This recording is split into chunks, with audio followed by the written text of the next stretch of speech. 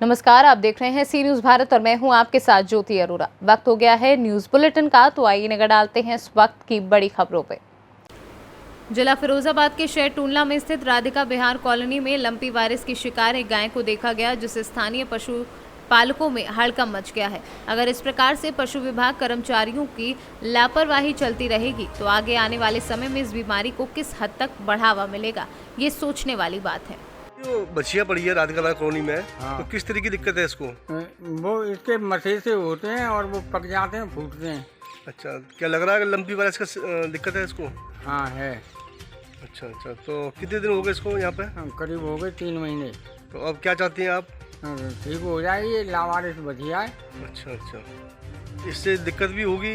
हाँ, और पशुओं को बीमारी फैल सकती है आगे। अच्छा, तो आप चाहते हैं डॉक्टर इसको जल्दी? हाँ, डॉक्टर इसे ट्रीटमेंट करे, इसका सही करे। फिरोजाबाद से सी न्यूज संवाददाता सन्नेश कुमार गुप्ता की रिपोर्ट। खबर गाजीपुर के जमानिया से है, जहां राघोपुर गांव में 2 पक्षों में हुए विवाद में छुट्टी लेकर आए आर्मी का जवान उमाशंकर कुशवाहा एवं उसके पुत्र विकास कुशवाहा ने अपने पड़ोसी हीरालाल कुशवाहा का पक्का दीवार तोड़ दिया, जिसकी सूचना पीड़ित पक्ष ने जमानिया कोतवाली पुलिस को दी। वहीं मौके पर पहुंची कोतवाली पुलिस ने दोनों पक्षों को थाने लेकर आई, जहां दोनों पक्षों के खिलाफ विधिक कार्यवाही कर छोड़ दिया गया। वहीं छुट्टी लेकर घर आए आर्मी का दबंग जवान उमाशंकर कुशवाहा सहित दोनों पक्षों को समझाने गए गांव के प्रधान प्रतिनिधि पप्पू कुशवाहा को दबंग उमाशंकर कुशवाहा ने गाली गलौज किया और जान से मारने की धमकी देते हुए ललकारने लगा। गाजीपुर से सी न्यूज संवाददाता रामू चौरसिया की रिपोर्ट। कैमूर जिला अंतर्गत चैनपुर प्रखंड के खूबसूरत पहाड़ी जंगल व जल प्रपात झरने के लिए मशहूर करकटगढ़ में बिहार सरकार के कृषि मंत्री सुधाकर सिंह ने पहुंचकर स्थानीय नेताओं व कार्यकर्ताओं के साथ भोज में भी शामिल हुए और किसानों की समस्याओं को सुनते हुए आश्वासन दिया कि अगर हाथ की कालाबाजारी हो रही है तो इसकी सूचना दें और जल्द से जल्द कार्यवाही होगी। कैमूर से सी न्यूज संवाददाता ओम प्रकाश तिवारी की रिपोर्ट। राजकीय स्नातकोत्तर महाविद्यालय ओबरा सोनभद्र के मुख्य गेट पर धरना दे रहे छात्र नेताओं द्वारा आज महाविद्यालय के कॉलेज प्रशासन को सद्बुद्धि प्रदान करने के लिए हवन का कार्यक्रम किया गया, जिसमें छात्र नेताओं का कहना है कि हमारा महाविद्यालय विकट परिस्थितियों में गुजर रहा है, जिसमें छात्र छात्राओं की भारी समस्या और संकट को दूर करने के लिए हवन का कार्यक्रम किया गया। हवन कार्यक्रम में उपस्थित रहे धरने पर बैठे छात्र नेता, जिसमें मुख्य रूप से हरिओम यादव, आदर्श गुप्ता, सत्येंद्र यादव, राम सूरज जायसवाल व अन्य लोग मौजूद रहे। नई बुक मंगाई जाए और बालिका छात्रावास बनाई जाए और छात्रावास की मरम्मत कराई जाए, खेल ग्राउंड बनाया जाए, प्रोफेसरों की नियुक्ति की जाए और तमाम तरह की हमारी 10 सूत्री मांगे हैं। जैसा कि जानकारी के अनुसार है कि अभी जो छात्रावास बना हुआ है अभी वो खुद ही जर्जर है, उसका कोई मरम्मत नहीं होगा, तो छात्रावास अभी कहाँ बन पाएगा? जर्जर इनके कमी से है और बगल में जो खदाने हैं हैवी ब्लास्टिंग होने के कारण उसके कारण जर्जर हुआ है। इन मामलों को लेकर कागज प्रशासन से कोई वार्ता हुई आपकी? हम लोगों की इससे पूर्व में बार बार हम लोग प्रचार महोदय का अवगत कराते आते हैं, लेकिन हम लोगों की बात को ये नहीं मानते हैं और इसलिए हम लोग विवश होकर के धरने पर पिछले 15 दिनों से हम लोग बैठे हैं और इनको समझ में नहीं आ रहा है। तो आज हम लोगों ने अपना कार्यक्रम का जोर देते हुए कॉलेज परिसर में आहुति सद्बुद्धि इनको देने के लिए हम लोगों ने अपना यज्ञ का कार्यक्रम आज किया। अगर ये आपकी मांगे पूरी नहीं होती आगे क्या आपका निर्णय होगा? हम लोग बहुत जल्दी अनशन आमरण के लिए बाध्य होंगे। अगर उससे भी नहीं करते हैं तो हम लोग सब लोग मिल के छात्र छात्रा कॉलेज परिसर को बंद करने का काम करेंगे। आपका नाम? मेरा नाम आदर्श गुप्ता है। आपका परिचय क्या है पूरा? मेरा परिचय, हम कॉलेज के छात्र हैं और पीजी कॉलेज के छात्र नेता हैं। यह आपका विरोध प्रदर्शन करने का क्या लक्ष्य क्या है? मेरा लक्ष्य यही है कि जो कॉलेज कैंपस में जो सुविधाएं नहीं हैं वो जल्द से जल्द हो जाए। और पहली बात तो सीट वृद्धि नहीं हो पा रही है, कई दिनों से बोले हैं कि इससे हो जाएगी मौखिक रूप से। ठाकुर प्रसाद गौड़। आप कॉलेज परिसर में आज का आपका धरना प्रदर्शन कर 15वां दिन रहा है, तो आपका क्या निर्णय रहा है आज? हमारा निर्णय यह रहा कि हम लोग तो मांग नहीं पूरा हो रहा था, इसी कारण हम अपना बालों का आहुति बलि कॉलेज प्रशासन के कॉलेज तो अगर तब भी प्रशासन का आगे का निर्णय नहीं निकला तो आप क्या करेंगे? आमरण अनशन के लिए बैठे हैं। और आपका नाम क्या है? ठाकुर प्रसाद गौड़। छात्र प्रदर्शन दे रहे हैं, धरना प्रदर्शन 15 दिन का कर रहे हैं, इनका क्या नीति क्या है और निर्णय क्या है? हाँ, इसमें हम बताना चाहेंगे कि महाविद्यालय के गेट पर छात्राओं द्वारा और इसमें महाविद्यालय के एक प्रतिनिधिमंडल जिसमें हम स्वयं शामिल थे, उनसे आपको वार्ता भी की और इनके सारे बिंदुओं पर हमने बात भी किया और इनकी कुछ प्रमुख मांगों में से सबसे पहले जो मांग थी कि हर वर्ष बात इस वर्ष भी सीट वृद्धि की जाए। आपको बता दें कि प्रवेश से पहले ही हम लोगों ने विश्वविद्यालय में सीट वृद्धि के लिए आवेदन किया था और तत्काल मतलब इस समय का वर्तमान में ये पोजीशन है कि सीट वृद्धि का आदेश हमें प्राप्त हो चुका है। हमने 2 लिस्ट निकाल करके ऑलरेडी प्रवेश किया हुआ है और जो हमारी सीट वृद्धि का जो हिस्सा है बचा हुआ सीट है उसके लिए तृतीय सूची हमारी आज पब्लिश होने जा रही है और इसको तृतीय सूची निकाल करके हम उसका सोनभद्र से सी न्यूज़ संवाददाता मुस्ताक अहमद की रिपोर्ट। मांडवी में स्वास्थ्य कर्मियों द्वारा एक याचिका दायर कर वृद्धि और स्थायी वेतन की मांग की गई थी। इसके अलावा कोरोना काल में किए गए कार्यों के भत्ते का भुगतान नहीं किया गया है। मांडवी प्रांतीय कार्यालय में धरना देकर प्रांतीय अधिकारी को एक अपील पत्र प्राप्त हुआ था जिसमें कई मांगों को तत्काल भुगतान करने की मांग की गई थी। सूरत से कैमरा पर्सन निकुंज चौधरी के साथ सुरेंद्र सिंह सोलंकी की रिपोर्ट।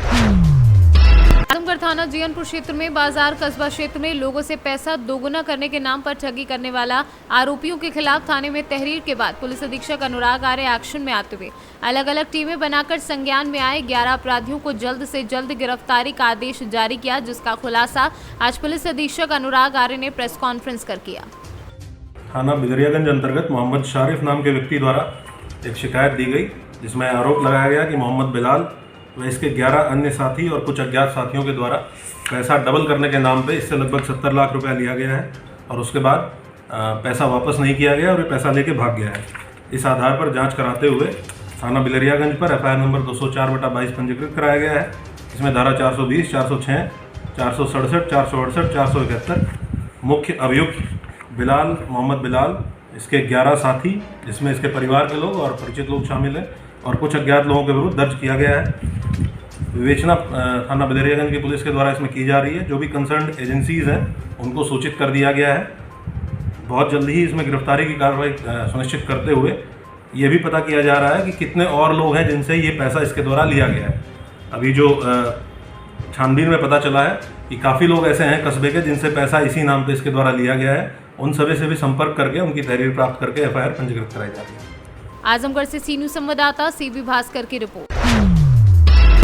खबर पश्चिम चंपारण के बेतिया के रामनगर से है, जहां रामनगर प्रखंड के बिलासपुर गांव एक नदी की डूब में 2 मगरमच्छ को देखने से इलाके में दहशत फैल गई। आपको बता दें कि मुखिया पति रूपम पांडे ने विभाग की गंभीर आरोप लगाते हुए कहा कि गांव की एक छोटी सी डूब है जहां 2 मगरमच्छ हैं, जिससे जान माल का खतरा है। वह व्यक्तियों के बीच भी खतरे के साथ साथ दहशत बनी है। इसकी जानकारी अधिकारी को 1 महीने से सूचना दी जा रही है, लेकिन आज तक कोई अधिकारी नहीं पहुंचा है। से वन विभाग को सूचना देने के बाद भी मौई ग्राम पंचायत राज वार्ड संख्या 5 में एक छोटी सी डूब है जिसमें 2 मगरमच्छ आ चुके हैं और जिउतिया पर्व जैसे में औरतों को नहाने और माल और जाल को वहाँ पानी पिलाने और धोने में बहुत ज़्यादा परेशानी हो रही है। तो आप सूचना दिए हैं विभाग को? विभाग को 1 महीना पहले हम सूचना दे चुके हैं, लेकिन इस पर कोई कार्रवाई नहीं हो रहा है। आज भी मैं विभाग को बोल के आ रहा हूँ चेक पोस्ट के पास। शेयर किया गया कि ये मगरमच्छ का सीन आप देखिए। वो लोग क्या कह रहे हैं? वो लोग बोल रहे हैं कि पानी ज़्यादा है, पानी कम होने पर निकाला जाएगा और इसमें किसी भी मनुष्य के साथ बहुत भयानक खतरा और उसकी जान जा सकती है। बेतिया से सी न्यूज़ संवाददाता विनोद कुमार की रिपोर्ट।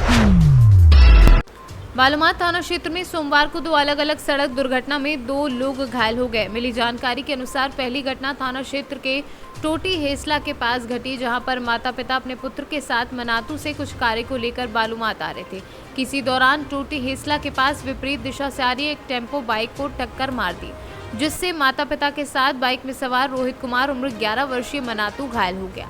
घटना के बाद परिजनों के द्वारा घायल बच्चों को बालूमाथ सामुदायिक स्वास्थ्य केंद्र लाया गया, जहां पर चिकित्सक पुरुषोत्तम कुमार के द्वारा प्राथमिक उपचार किया गया और इस स्थिति को गंभीर देखते हुए बेहतर उपचार के लिए घायल बच्चे को रांची रिम्स रेफर किया गया। झारखंड से सी न्यूज़ संवाददाता मोहम्मद अरबाज की रिपोर्ट। साहिबगंज जिला के पतना प्रखंड में मनरेगा योजना के तहत समतलीकरण योजना स्थल में बिना बोर्ड के कार्य कराने का मामला प्रकाश में आया है। मिली जानकारी के अनुसार पतना प्रखंड के लखीपुर पंचायत और छोटा रांगा पंचायत में मनरेगा के तहत चल रहे समतलीकरण स्थल में योजना का बोर्ड लगाए बिना ही कार्य कर रहे हैं। वह छोटा रंगा पंचायत को कोचपड़ा गांव में ही जो समतलीकरण का कार्य हुआ है, उसमें बिचौलियों द्वारा लगाया गया योजना बोर्ड को विपरीत दिशा में लगाकर समतलीकरण का कार्य किया गया है, जिससे प्रतीत होता है कि समतलीकरण योजना में भारी अनियमितता देखी गई है। प्रतीत होता है कि अफसर और बिचौलियों की मिलीभगत से सरकार की आंखों में धूल झोंककर सरकारी पैसों का दुरुपयोग किया गया है। वहीं दूसरी ओर मनरेगा योजना के तहत लखीपुर पंचायत के कोराडी गांव में कलगा टूडू जमीन के पास सड़क के किनारे गार्डवाल का निर्माण किया गया है, जिसमें सरकारी नियमों के अनुसार कार्य नहीं किया गया है। बने गार्डवाल को देखकर ऐसा प्रतीत होता है कि बिना फाउंडेशन बनाए ही गार्डवाल का निर्माण किया गया है। पटना प्रखंड के सभी पंचायतों में लगभग अफसर एवं बिचौलियों की मिलीभगत से मनरेगा योजना का कार्य में लापरवाही बरती गई है और फर्जी निकासी भी की गई है। झारखंड से सीनू संवाददाता संतोष शर्मा की रिपोर्ट। भारत की राष्ट्रीय ध्वज तिरंगा के अपमान का मामला सामने आया है। आज़ादी के 75वें साल पूर्ण होने पर पूरे भारत में अमृत महोत्सव मनाया जा रहा है। वहीं प्रधानमंत्री द्वारा हर घर तिरंगा फहराने का आह्वान पर लोगों ने आन बान शान से हर घर तिरंगा फहराया। तिरंगा यात्रा भी निकाली गई, जिसे लेकर देशवासियों ने अपने आप को गौरवान्वित महसूस किया। वहीं इस देश के आन बान शान तिरंगे को कूड़ेदान की तरह फेंकने का मामला सामने आया है। बता दें, मामला रोहतास जिले के सासाराम सदर अस्पताल परिसर में स्थित ट्रामा सेंटर के कमरे में रखे हुए कूड़ेदान में पड़ा हुआ पाया गया। यह मामला सामने आने के बाद स्वास्थ्य विभाग सवालों के घेरे में आ गया है, लेकिन कोई भी कर्मी या अधिकारी इस मामले में जवाब देने से इनकार कर रहा है। रोहतास से सीनू संवाददाता पंकज कुमार की रिपोर्ट। फिलहाल के लिए न्यूज बुलेटिन में बस इतना ही। देश दुनिया की तमाम बड़ी खबरों के लिए आप देखते रहिए सी न्यूज़ भारत।